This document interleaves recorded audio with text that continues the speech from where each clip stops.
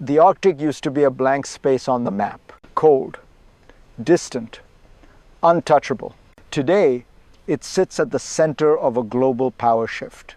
Just one day after a dramatic US operation in Venezuela, President Trump looked north and said something that stunned allies and rivals alike. We need Greenland for national security. Not for ideology, not for symbolism, but for resources and for control.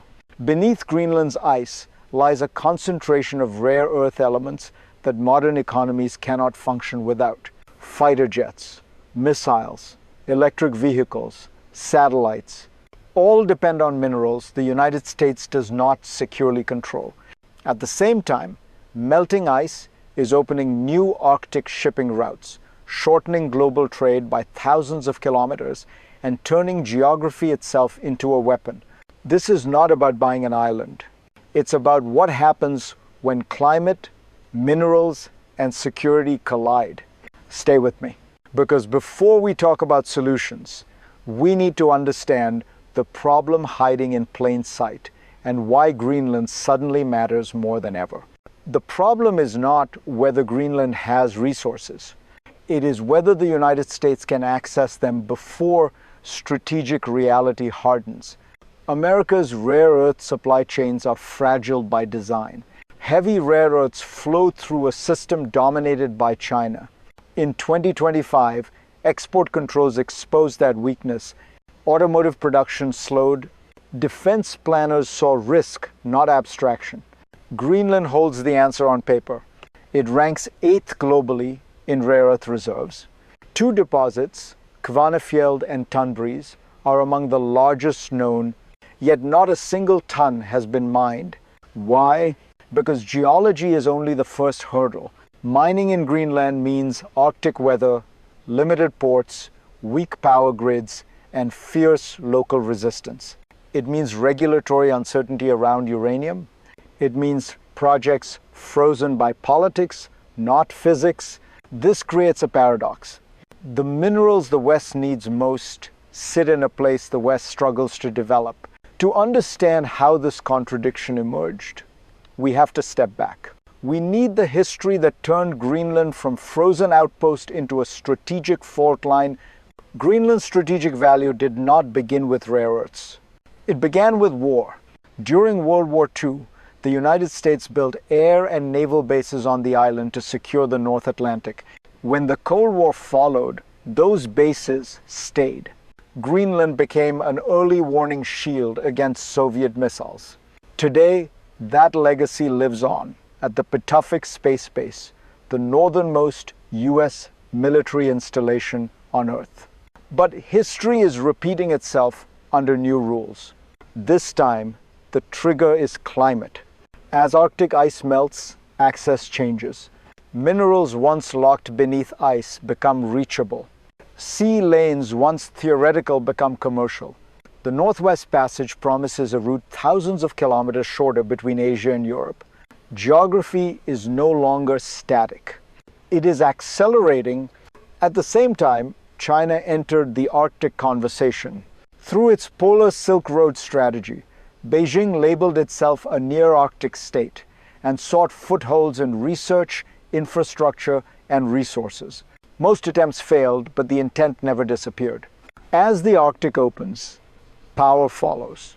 And Greenland now sits at the intersection of climate change, supply chains, and security competition. That tension did not stay abstract for long. It exploded into politics, protests, and legal battles on the ground.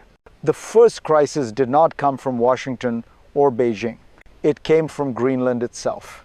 At the center was Kvanefjeld, one of the largest rare earth deposits on land. Rich, strategic, and politically radioactive. Rare earths here sit alongside uranium. That single fact changed everything. In 2021, Greenland's parliamentary election became known as the mining election. Environmental fear outweighed economic promise. The Inuit Ataqatigiit Party won on a simple message: uranium mining would not define Greenland's future. Within months, Parliament passed a law banning mining projects with uranium concentrations above 100 parts per million. Kvanefjeld sits near 300.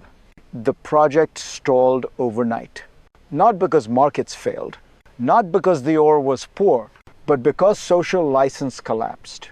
Protests followed. Farmers, fishermen, indigenous residents of Narsak. A grassroots movement, uranium, no, turned local resistance into national policy. The fallout was immediate.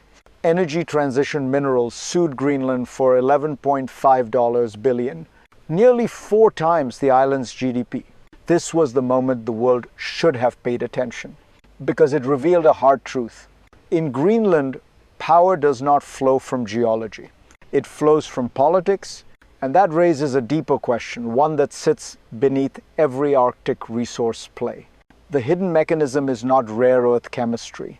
It is infrastructure. Greenland is 3 times the size of Texas. It has just 93 miles of road, 16 small ports, limited power, and weather that can shut everything down. This is why minerals stay in the ground. The nearest port to Kvanefjeld and Tanbreez, in Narsak, handles only a fraction of the cargo moved through Nuuk. Electricity is another constraint. The island's largest power capacity, 54 megawatts, sits hundreds of miles away. Mining in the Arctic is not about digging. It is about moving. And here, China understood something early. Infrastructure creates leverage. Beijing tried to invest in airports, ports, and logistics. Each attempt triggered alarms in Washington and Copenhagen. Bids were blocked. Projects were pulled. Security won. But investment disappeared with it. This left Greenland trapped. Western partners demanded high standards but slow capital. China offered speed and strategic risk. Without ports, power, and transport corridors, even the best deposits are stranded assets. This is why no rare earth mine operates today. And as this bottleneck tightened, pressure did not ease. It shifted because while politics froze Kvanefjeld, another crisis was building quietly, one with global consequences. The second crisis did not erupt in Greenland. It unfolded thousands of miles away inside global supply chains. In 2025, China tightened export controls on heavy rare earths. The impact was immediate. Factories slowed, automotive lines paused. What had been treated as a technical risk became a strategic shock. This was the moment scarcity turned political. The United States responded fast. Public-private partnerships expanded. Deals were signed with allies. Washington made clear it would no longer tolerate dependence on a single supplier. And Greenland re-entered the conversation. Tanbreez stood out, a massive deposit. Heavy, rare earth rich, free of uranium politics. In June 2025, the U.S. Export-Import Bank sent a letter of interest for a $120 million loan to support the project. It would be the first U.S. overseas mining investment of the Trump administration. But urgency created tension. China already held stakes. Shenghe Resources owned 12.5% of Kvanefjeld and had signed processing agreements years earlier. Beijing did not need mines. It controlled the bottleneck processing. So the crisis sharpened not over who owned the land, but over who controlled what came after extraction. And that pressure flows downhill, not to capitals, but to people. If you live in Greenland, these decisions are not theoretical. They land at your doorstep. You see promises of jobs. You also see radioactive waste. You hear talk of national security while worrying about fishing grounds, clean water, and tourism. For communities like Narsak, mining is not a spreadsheet. It is land. It is identity. It is trust. When policies shift overnight, confidence breaks. When projects stall after years of planning, people feel used. And when global powers argue over minerals, locals are asked to absorb the risk. This is why social license matters more than ore grades. Tanbreez learned this early It invested in consultations, public hearings, local studies, commitments to hire locally. Kvanefjeld did not escape perception. Once uranium entered the conversation, fear dominated facts. Here is the uncomfortable truth. Without visible benefits before production begins, resistance hardens. Without trust, even strategic projects fail. So if you are asking whether Greenland can become a partner, not a battleground, the answer starts here, with people, and what happens next will not stay local. What happens in Greenland does not stay in Greenland. It ripples outward. Rare earths sit at the core of modern power. They shape defense readiness, clean energy transitions, and industrial competitiveness. When supply tightens, alliances feel it. The Arctic amplifies that effect. As ice retreats, shipping routes emerge. The Northwest Passage could shorten trade between Asia and Europe by thousands of kilometers. Control of these corridors is not just commercial, it is strategic. Greenland's position along this route makes it unavoidable. For the United States, it anchors North American defense. For Europe, it ties directly into supply chain resilience. For China, it represents access either through infrastructure or processing leverage. This is why the Arctic is no longer peripheral. It is becoming a front line. The danger is fragmentation. Uncoordinated Western action creates gaps. Gaps invite capital that comes with conditions. China does not need bases.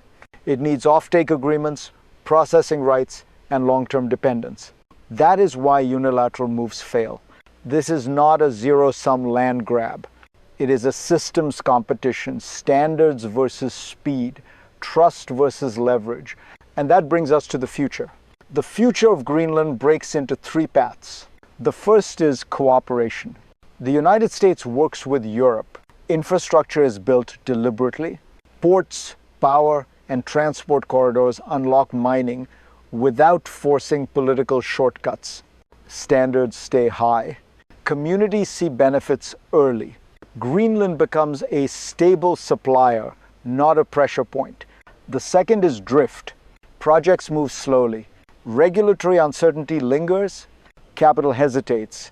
In this world, deposits remain stranded while demand grows sharper. China does not dominate Greenland, but it retains leverage everywhere else. Dependence persists by default. The third path is rupture. Investment arrives fast, but not from the West. Infrastructure is financed with strings attached. Processing and offtake tilt east. Greenland gains development, but loses strategic balance. The Arctic fractures into competing spheres. None of these futures is inevitable. They are policy choices. Geology does not decide outcomes. Institutions do. Trust does. Timing does. The lesson is simple but uncomfortable. If democracies move too slowly, they do not preserve values. They outsource outcomes. And that leaves one final question. What does leadership look like when power is no longer about territory but systems? Greenland does not need to be bought. It needs to be understood. The real opportunity here is not possession. It is partnership. Rare earths will shape the next industrial era. The Arctic will shape the next security map. Greenland sits at the intersection of both. But minerals alone do not create alliances. Infrastructure does. Trust does. Consistency does. If the United States wants Greenland as a long-term partner, it must show up before extraction begins. With ports, power, and logistics. With clear rules that do not shift overnight. With visible benefits that communities can measure, not just promises they are asked to accept. This is the difference between influence and pressure. China understands this logic. Europe is beginning to act on it. The question is whether Washington can move from rhetoric to systems, because the Arctic is not waiting. Ice is melting, supply chains are tightening, and strategic vacuums do not stay empty for long. If this analysis helped you see Greenland differently, stay with me. The next chapter of global competition will not be decided by headlines, but by who builds quietly, early, and together. And that story is just beginning.